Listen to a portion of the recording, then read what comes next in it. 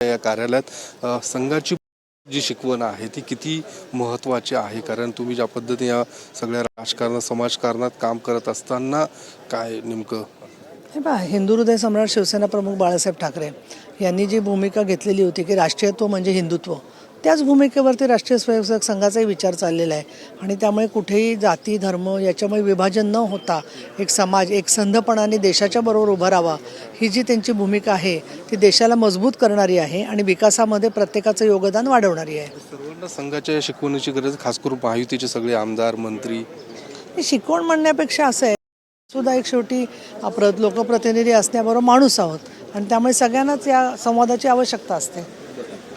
पृथ्वीराज चव्हाण म्हणतात की 19 डिसेंबर तर नीलमताई गोरे ह्याच्यामध्ये पोहोचलेले आहेत आणि संघाच्या सर्वच लोकांना या सगळ्या शिकवणीची गरज आहे असं देखील या ठिकाणी म्हटलं जातं. आणि त्यामुळे महायुतीचे सगळेच आमदार मंत्री या ठिकाणी पोहोचलेले आहेत. कॅमेरामन सचिन सॅमसह योगेश बोरसे,